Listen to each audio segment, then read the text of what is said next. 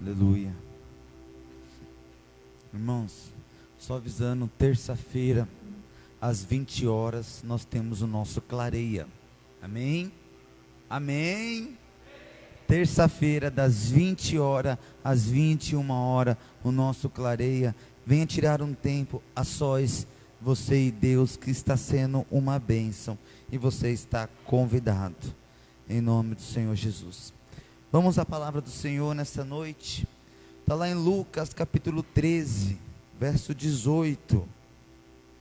Lucas 13, 18. Se alguém dormir, você cutuca aí, irmãos. A gente apaga a luz, não é para você cochilar, é para você focar aqui na palavra. Diz assim: então Jesus perguntou: com que se parece o reino de Deus? Como eu vou comparar? Com que compararei? E ele diz: o reino de Deus é como um grão de mostarda que um homem semeou em sua horta. Ele cresceu e se tornou uma árvore, e as aves do céu se fizeram ninhos em seus ramos. Mais uma vez Jesus perguntou: como eu vou comparar o meu reino, o reino de Deus? É como um fermento que uma mulher misturou com uma grande quantidade de farinha, e toda a massa ficou fermentada. Irmãos, Jesus, ele pensa: deixa eu ver como é que eu vou explicar para vocês como que é o meu reino. Porque Jesus, ele é muito sábio, e nós somos muito contrário de sábio,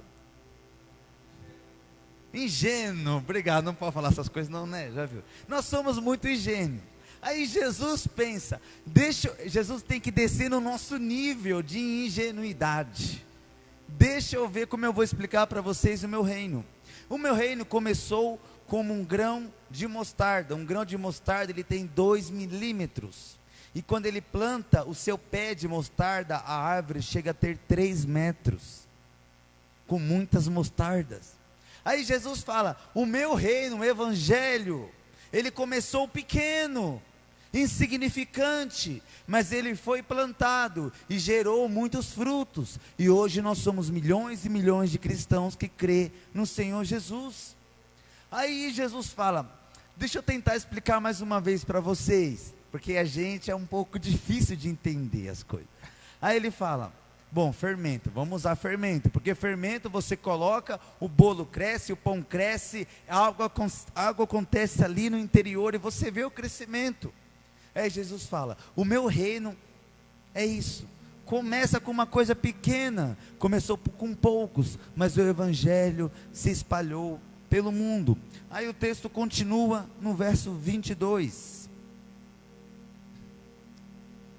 Depois Jesus foi pelas cidades e povoados e ensinava, prosseguindo em direção a Jerusalém. Alguém lhe perguntou: Senhor, serão poucos os salvos? Jesus, ele tinha falado que o evangelho, o reino dele é com muitas pessoas, e aquela pessoa ouviu isso. Aí um momento, aquela pessoa pergunta para Jesus: Jesus, então são muitos os salvos? Ou seja, quase todo mundo, a maioria. Aí Jesus, há uma expectativa, e Jesus vai responder se são muitos ou não. Jesus responde: esforce-se para entrar pela porta estreita, porque eu lhe digo que muitos tentarão entrar e não conseguirão. Esforçar. Quando aquele homem pergunta: então Jesus, é muito crescimento, todo mundo vai ser salvo praticamente, né? Ele compara o grão de mostarda, para você ver como a gente já radicaliza as coisas. Aí Jesus fala: não, se esforça para entrar. Se Jesus fala para a gente se esforçar para entrar, porque não é fácil entrar no reino de Deus.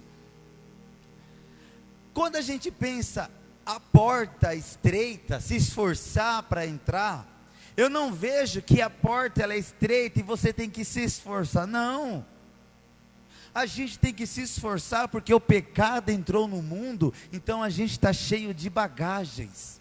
E quando a gente tenta entrar na porta, a gente não consegue, porque as bagagens do mundo, por isso que o Senhor diz que o velho homem tem que morrer, ou seja, as bagagens do mundo têm que morrer.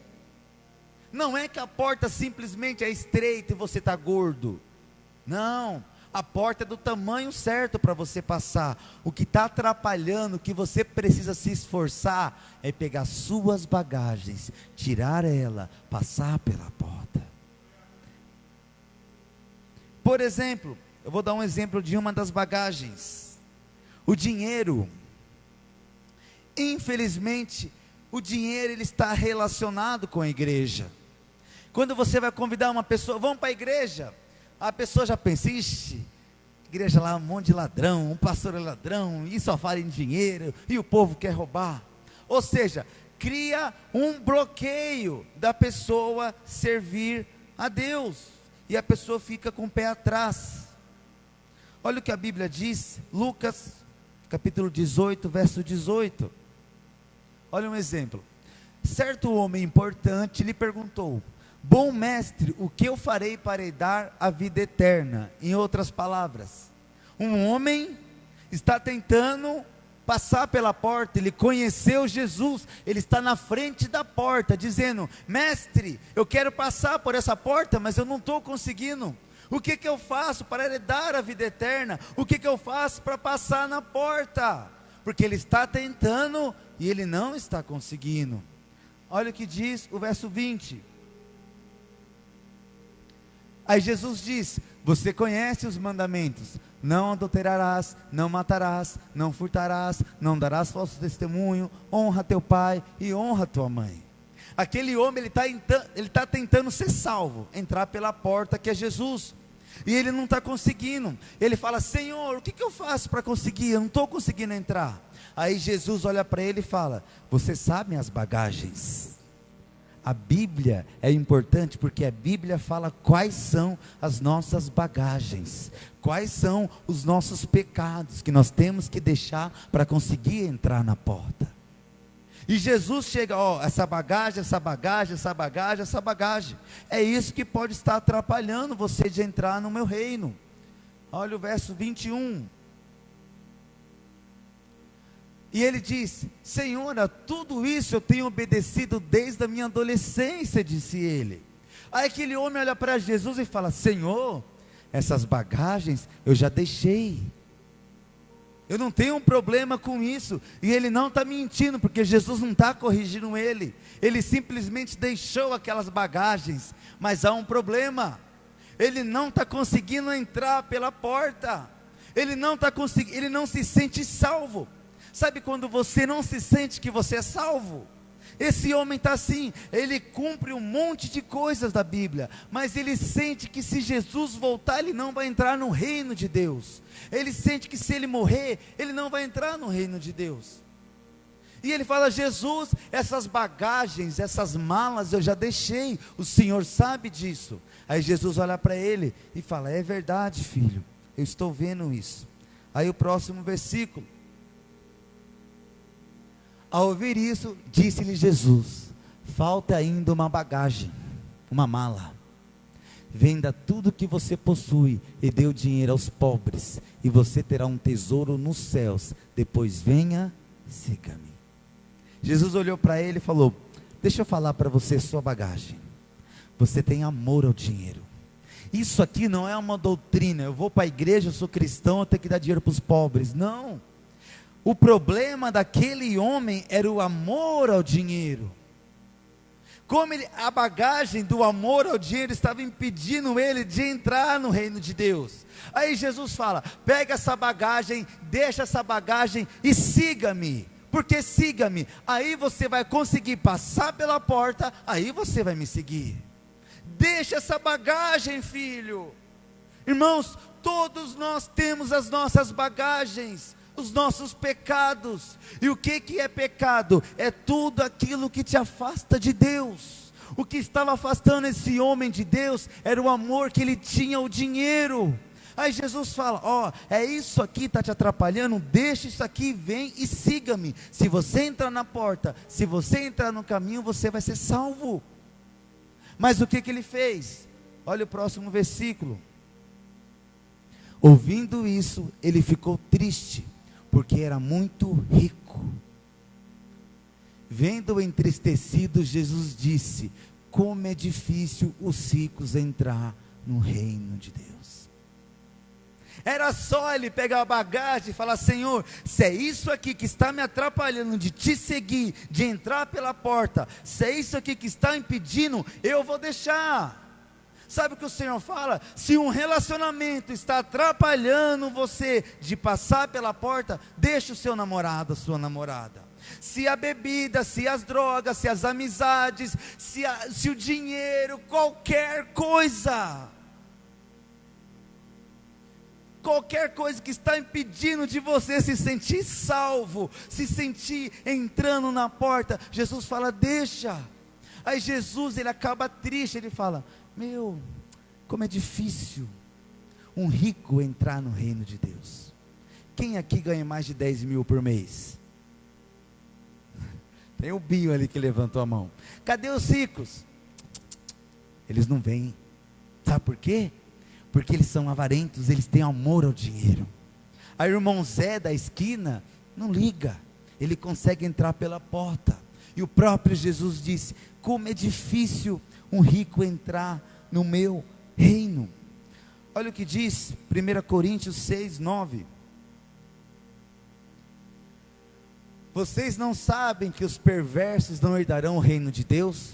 Não se deixem enganar, nem imorais, nem idólatras, nem adúlteros, nem homossexuais, passivos ou ativos, nem ladrões, nem avarentos, nem alcoólatras, nem caluniadores, nem trapaceiros herdarão o reino de Deus. Eu comecei a pensar: por que o mão de vaca não vai entrar no reino de Deus? Você conhece algum mão de vaca? A gente sempre conhece. A Bíblia diz que os avarentos não herdarão o reino de Deus. Mas vamos entender o que é um avarento que não vai entrar no reino de Deus. Existe uma pessoa econômica, amém? A pessoa que economiza é diferente do avarento. Mas o avarento que não vai entrar no reino de Deus, eu vou dar só um exemplo para os irmãos. Quando eu saí da empresa que eu trabalhava, para viver do evangelho, tem um casal da igreja que não era dizimista. Eles eram ofertantes. E eles acharam um absurdo. A pessoa falou assim: é um absurdo. Eu vou pegar lá, eu vou dar R$5 de oferta na igreja, e aqueles R$5 pode acabar indo para o pastor, ou para o menino que saiu da empresa. Eu vou ficar sustentando o rapaz que não quer trabalhar. E a pessoa saiu. Irmãos, quando eu soube disso, acabou comigo. Eu fiquei: meu Deus, que eu estou acabando com a igreja, meu Deus do céu, um monte de coisa. E eu fiquei pensando, e esse versículo, ele veio na minha cabeça. Os avarentos não herdarão o reino de Deus, porque a pessoa, ela vem na igreja, ela passou pela porta, ela começa a trilhar o caminho. Só que o nosso eu tem que morrer no meio do caminho. O que você pensa, as suas opiniões, ela tem que morrer. A nossa base de fé é a Bíblia. Vamos ver o que a Bíblia fala em relação a isso. Vamos lá no começo, lá em Números capítulo 18, verso 8. Quando Deus separa as 12 tribos de Israel, tem uma tribo que eram os levitas. Que levitas não são músicos, levitas são pessoas que trabalham no templo. Diz assim: então o Senhor disse a Arão, que era um sacerdote: eu mesmo tornei responsável pelas contribuições trazidas a mim. Todas as ofertas sagradas que os israelitas me derem, eu as dou como porção a você e aos seus filhos. Próximo. Dou aos levitas todos os dízimos em Israel, como retribuição pelo trabalho que fazem ao servirem na tenda do encontro. Vocês e suas famílias poderão comer dessa porção em qualquer lugar, pois é o salário pelo trabalho de vocês na tenda do encontro. Então a pessoa vem na igreja, aí tem isso daqui, aí a pessoa fala: não concordo. E os avarentos não herdam, porque não consegue estar. porque não conseguiu matar o seu eu, não conseguiu matar as suas opiniões. Aí as pessoas falam assim: ah, mas pastor, nem muitos não trabalham, mas o pastor nem vem me visitar. Ah, irmão, já ouvi tanto isso. Teve um irmão até que falou assim: nossa, foi o meu aniversário, você nem me deu parabéns, que pastor é esse? Sabe o que eu falei para ele? Irmão, eu caí de cima do altar, não recebi uma mensagem sua, perguntando se eu estou bem. Você está preocupado com o seu aniversário? Aí as pessoas falam assim: ai, mas o pastor não vem me visitar, ele é servo da igreja, ele trabalha na tenda de Deus, na casa de Deus. Deixa eu fazer uma pergunta para você: quando você está doente, você procura quem? O médico. Você está doente, o médico vai aparecer na sua casa? Procura o médico. Se a pessoa está com uma síndrome do pânico, está com uma depressão, ela procura um psicólogo. Se a pessoa, ela está na casa dela e ela sente que tem um ladrão entrando, ela liga para a polícia. Se a pessoa sofreu um acidente, liga para o SAMU. O próprio Jesus chega e fala assim: o que queres que eu te faça? Fala! E Jesus, que já sabia o que a pessoa queria, mas sabe o que falta na igreja? Pastor, você vir aqui na minha casa? Pastor, eu estou precisando conversar. A gente vai no Face, mas a gente não procura o pastor. E você pode ter certeza, pode chegar na pastora, no pastor, pode chegar em mim: Tiago, tem como você vir aqui na minha casa? A gente vai marcar um horário e vamos na sua casa. Nós somos pagos para isso. Mas o que precisa, irmão? Precisa essa fome e essa sede, porque a gente não tem bola de cristal. Ah, falaram isso aqui ontem, alguém falou isso, né? A gente não tem bola de cristal, a gente não é adivinha. Nós precisamos dos irmãos, amém? Aí as pessoas falam assim, ó: ah não, mas Números, os levitas das 12 tribos de Israel, isso aí é Velho Testamento, isso aí é da época da lei, porque o apóstolo Paulo, ele era um homem que fabricava tendas, e ele era pastor de igreja. Irmãos, eu não estou falando que pastor não pode trabalhar secular, eu só estou falando que a Bíblia diz que pastor pode viver só do evangelho. Vamos ao apóstolo Paulo, que todo mundo fala que ele fazia tendas. Eu já ouvi tanto isso, mas vamos ver o versículo que diz isso. Está lá em Atos 18, 3. Uma vez que tinha a mesma profissão, ficou morando e trabalhando com eles, pois era fabricante de tendas. Esse é o apóstolo Paulo. Qual que era a sua função? Ele era um pastor de igreja e fabricava tendas. Aí o povo olha assim e fala: mas está vendo? O apóstolo Paulo, ele fazia tendas, barracas. Mas vamos continuar, temos que ler o contexto. Próximo versículo. Todos os sábados ele debatia na sinagoga e convencia judeus e gregos. Depois que Silas e Timóteo chegaram da Macedônia, Paulo se dedicou exclusivamente à pregação, testemunhando aos judeus que Jesus era o Cristo. Exclusivamente, irmãos. Exclusivamente, ele foi escolhido, e exclusivamente, ele só esperou Silas e Timóteo chegar. Ou seja, a Bíblia diz que não é errado. Aí o povo vem e fala: eu não concordo. Mata o seu eu, porque você tem que estar aqui não concordando, porque aqui é a palavra, é o caminho, é a verdade, é a vida. Aqui é o lugar seguro para você, aqui é alimento para a sua alma, aqui é onde você adora a Deus, aqui é onde você busca a Deus.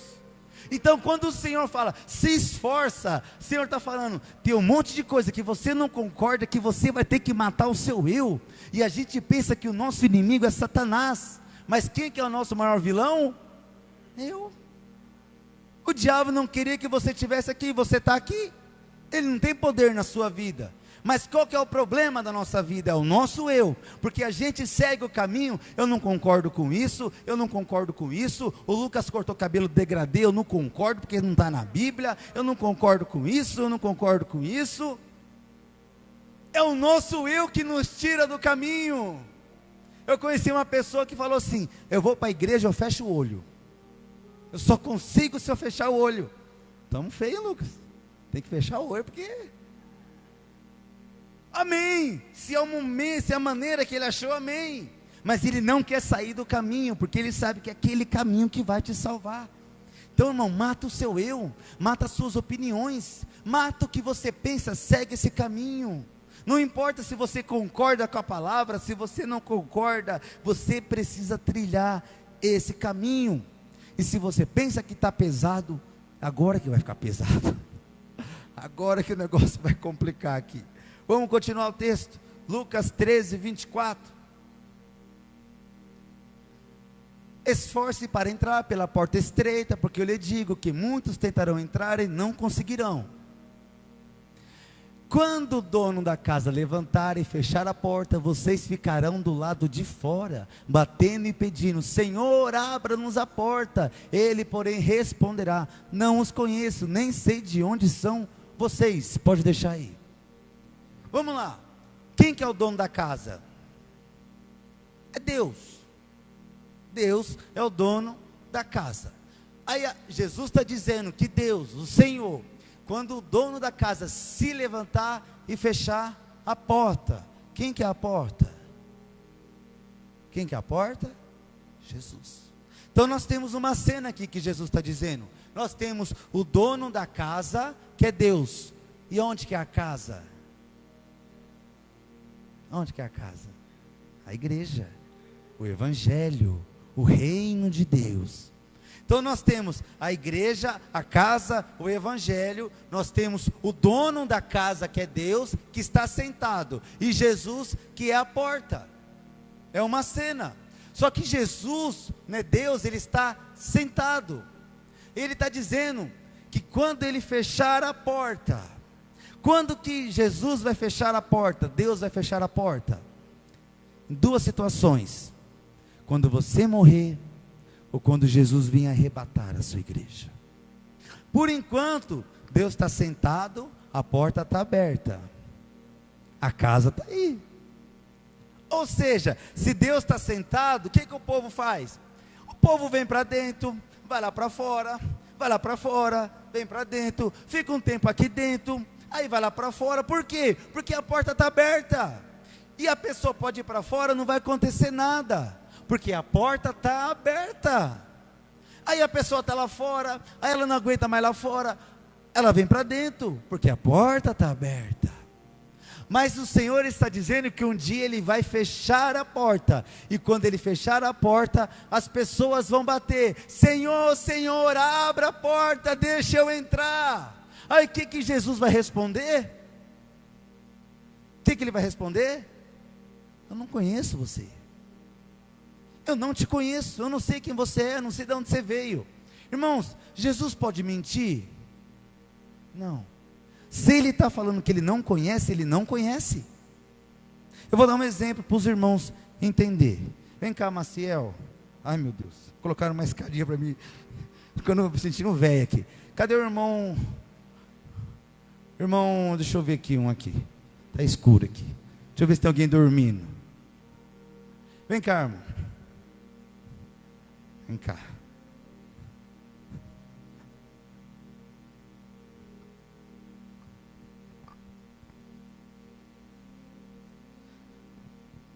Vamos supor que esse irmão aqui, como é seu nome? Gerson. Vamos supor que esse irmão aqui é Deus. Esse cidadão aqui diz que é seu filho. Ele é seu filho? Ele é seu filho? Que susto, irmão. Que susto. Falei, mas ele está convencido que é seu filho. E aí, pai, como você tá? Tudo bom? Bom. Como que é meu nome? Como? Não lembro. Não lembra meu nome, pai? Quando que eu nasci? Não lembra também? Ô louco, pai. O senhor lembra quem que sou? Que eu sou seu filho, né? O senhor lembra quem sou eu? Lembra? Deixa eu tirar a máscara. Então, como que é o meu nome? Agora o senhor lembrou, né? Tirei a máscara. Não, não é Jesus, não. Quem me dera se fosse Jesus. Não. Ele fica na sua casa? Não fica. Mas ele está dizendo que é seu filho. Ele diz, ele jura que é seu filho. O senhor conhece ele? Não. O senhor não conhece ele. Mas ele fala que é seu filho. Ele não conhece. Sabe o que é isso aqui? No dia do juízo, ou quando a gente morrer, muitas pessoas falam: Senhor, eu sou teu filho. E Jesus fala: eu não conheço você. Ele não conhece ele. Ele está mentindo? Não. Jesus está mentindo? Não. Sabe o que a gente pensa? Que há 7 bilhões de pessoas pelo mundo é filho de Deus. Mas só é filho de Deus quem está com o Pai. Só é filho de Deus quem está na casa do Pai. Só é filho de Deus quem tem intimidade com o Pai. Só é filho de Deus quem aceitou ser adotado pelo Pai. E vai ficar milhões de Lucas Maciel falando: eu sou teu filho. E o pai vai falar: não, eu não te conheço. Por quê? Porque não andou com o Pai, não andou na casa do Pai. Deus abençoe. Deus abençoe, Deus. Glória a Deus. E é isso que acontece, igreja. E as pessoas vão chegar e vão falar: Deus, eu sou o seu filho. E Jesus vai falar: eu não te conheço. Mas a porta está aberta, Deus está sentado, e o povo está brincando. O povo está brincando, porque a porta está aberta. Mas quando Ele fechar, irmãos, e por que Deus vai fechar a porta? Porque tem que haver uma separação de filhos adotivos. Ele nos adotou, lembra? Ovelhas e bode, trigo e joio, luz e trevas. Quem aceitou Jesus como o único suficiente Salvador, e quem não creu no Senhor Jesus. Quem esteve na casa do Pai, buscou ao Pai, e quem não buscou ao Pai. Precisa haver essa separação, porque a porta estava aberta. Ou seja, o caminho foi a gente que escolheu. Aí talvez você pense: mas é injusta essa separação. Irmãos, Ele enviou a porta, e a porta continua aberta há tantos anos. Como isso pode ser injusto, sendo que Deus está sentado? Jesus disse que um dia Ele vai se levantar, mas Ele está sentado. E por que Ele está sentado? Porque Ele está esperando as pessoas entrarem. Mas a Bíblia diz: quando todo o mundo ouvir o Evangelho, a porta será fechada. E não é a primeira vez que Deus vai fechar a porta. Isso começou lá em Gênesis. Gênesis capítulo 7, verso 16. Os animais que entraram foram um macho e uma fêmea de cada ser vivo, conforme Deus ordenara a Noé. Então, quem fechou? O Senhor. Quem estava lá dentro? Noé e a sua família. Durante décadas, Noé: gente, vocês precisam entrar na arca. Deus vai fechar a porta, vocês precisam ser salvos, entra nessa arca. E o povo não está nem aí. E Noé se esgoelando que nem eu estou: gente, entra na arca, fica na arca, porque um dia Deus vai fechar essa porta. Quem estiver dentro vai ser salvo, quem estiver fora vai ser condenado. Entra, entra. E o povo está brincando, achando que isso não vai acontecer. E o próprio Deus fechou a porta da arca. Olha o verso 22. Tudo o que havia em terra seca tinha nas narinas o fôlego de vida, morreu.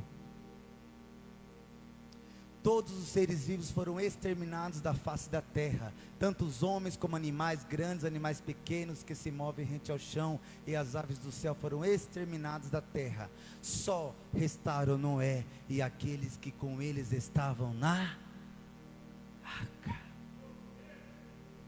Só quem está na casa, só quem está na arca, só quem está na presença do Pai vai ser salvo, igreja.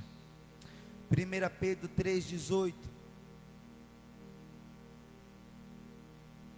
Pois também Cristo sofreu pelos pecados uma vez por todas, o justo pelo injusto, para conduzir-nos a Deus. Ele foi morto no corpo, mas vivificado pelo Espírito, no qual também foi e pregou aos espíritos em prisão, que há muito tempo desobedeceram, quando Deus esperava pacientemente nos dias de Noé, enquanto a arca era construída. Nela apenas algumas pessoas, a saber, 8 foram salvos por meio da água. Sabe o que Deus está dizendo na sua palavra? Que Ele ficou sentado, falou: Noé, constrói a arca. A Bíblia diz que o Espírito de Deus estava em Noé. Quem estava pregando não era Noé, era o Espírito de Deus em Noé. E Deus sentado, esperando pacientemente. Noé, vamos pregar para esse povo. Gente, entra na arca, entra na arca. E o povo não quer saber. Só 8 foi salvo, igreja. Era o próprio Cristo. Talvez você olhe e você veja o Tiago, mas você precisa entender que é o Espírito Santo que está falando para você: fica na arca, entra na arca, um dia a porta vai se fechar, igreja. Oh, Espírito Santo, sabe por quê? Eu leio a Bíblia o culto inteiro, porque o que eu falo de mim, você pode pensar, isso é da carne dele, mas toda vez que eu ler qualquer versículo da palavra, é a própria boca de Deus gritando para você, igreja. E o Senhor Jesus, no seu sermão escatológico, falando da sua vinda, olha o que ele disse, Mateus 24:37. Assim como foi nos dias de Noé, assim também será na vinda do Filho do Homem. Pois nos dias anteriores ao dilúvio, o que o povo ficava fazendo? O povo vivia comendo, está bebendo, está casando, está dando-se em casamento, até o dia que Noé entrou na arca. E eles nada perceberam, até que veio o dilúvio e os levou a todos. Assim acontecerá na vinda do Filho do Homem. Sabe o que Deus está dizendo? Eu estou passando por isso tudo de novo. Desde o Gênesis, eu estou sofrendo com vocês, porque eu estou sentado e vocês estão brincando. O que eu sofri lá na arca, vendo só 8 dentro de uma arca daquele tamanho. Nós vemos 7 bilhões de pessoas pelo mundo, e a sua maioria não está na arca. E Deus está sofrendo, porque a humanidade não está vendo que isso aqui vai acontecer. Um dia Ele vai fechar a porta. Verso 25 e 26 de Lucas 13. Quando o dono da casa se levantar e fechar a porta, vocês ficarão do lado de fora, batendo e pedindo: Senhor, abra-nos a porta. Ele, porém, responderá: eu não conheço, nem sei de onde são vocês. Então vocês dirão: Senhor, como nós comemos e bebemos contigo, e ensinastes em nossas ruas. No dia do juízo, todo mundo passará por um juízo. As pessoas que não estavam na arca, na presença de Deus, vai falar assim: Senhor, como que o Senhor não me conhece? Eu ceiava com o Senhor. Irmãos, Judas ceiou com Jesus, não significa que ele foi salvo. E as pessoas falam assim: não, Senhor, eu ouvia Cláudio Duarte, eu ouvia David Leonardo, eu ouvia Diante do Trono, eu amava Fernandinho, Isadora Pompeu, eu louvava, eu via umas pregações pelo YouTube. E o Senhor vai falar: eu não conheço você. Não, Senhor, teve um domingo que eu fui na igreja, lembra, Senhor? Ele vai falar: desculpa, eu não conheço você. Ele só conhece quem é filho, e o filho tem que estar com o pai. Mas o que faltou para as pessoas? Se a pessoa já ouvia pregação, se a pessoa já até veio na igreja, o que faltou? Está lá em Tiago capítulo 1, verso 21.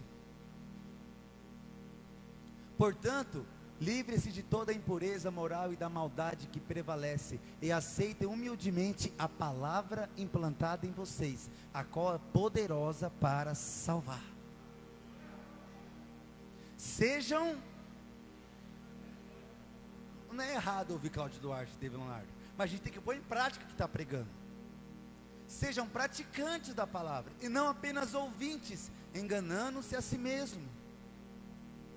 Aquele que ouve a palavra, mas não a põe em prática, é semelhante a um homem que olha a sua face num espelho,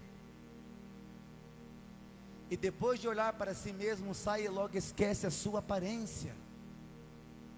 Mas o homem que observa atentamente a palavra de Deus, a lei perfeita, que traz a liberdade, a salvação, e persevera na prática dessa palavra, não esquecendo o que ouviu, mas praticando-a, será feliz naquilo que fizer. Põe em prática, igreja. A gente ouve a palavra e a gente sai encantado, mas não adianta amanhã você voltar para as trevas. Você precisa continuar a sua vida de luz. Não existe evangelho sem cruz. A graça não é de graça. Evangelho é felicidade, mas não facilidade. A porta não passou por reforma, ela continua estreita. A graça não é de graça. Tem uma falsa graça que diz assim, que você não precisa fazer nada, que você é salvo. É mentira. Você tem que ser praticante do que a palavra do Senhor diz. O Senhor diz: tome a sua cruz, negue-se a si mesmo e siga-me, me acompanha para que você seja salvo. Lucas 13, 26, vamos continuar o texto. Então vocês dirão: Senhor, comemos, bebemos contigo, ensinaste em nossas ruas. Mas ele responderá: eu já disse, eu não conheço, nem sei de onde são vocês. Afastam-se de mim, todos vocês que praticam o mal. Irmãos, o próprio Senhor está dizendo: eu vou falar isso. Afaste-se de mim. Olha o que diz Mateus 25, 1. O reino dos céus, pois, será semelhante a 10 virgens que pegaram as suas candeias e saíram para encontrar-se com o noivo. 5 delas eram insensatas e 5 eram prudentes. As insensatas pegaram as suas candeias, mas não levaram óleo consigo. As prudentes, porém, levaram óleo sem vasilha juntamente com suas candeias. O noivo demorou a chegar e todas ficaram com sono e adormeceram. À meia-noite ouve-se um grito: o noivo se aproxima, ou seja, a porta está sendo fechada, saia para encontrar-se com ele. Olha o verso 11. Mais tarde vieram também as outras e disseram: a porta foi fechada.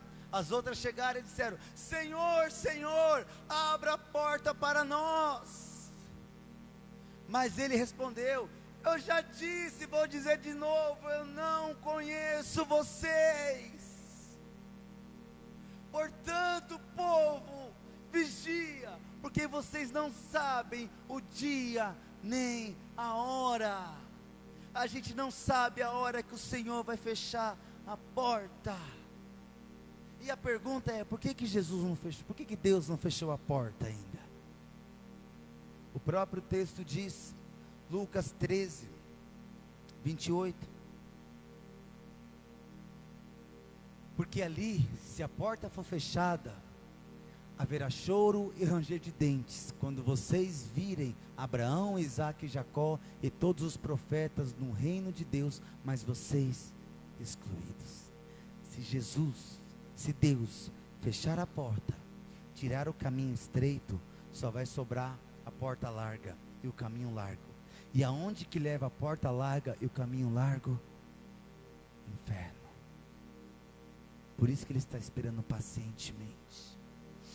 E o texto diz que os que estão no inferno vão ver Abraão, Isaque, Jacó e todos os profetas do reino de Deus.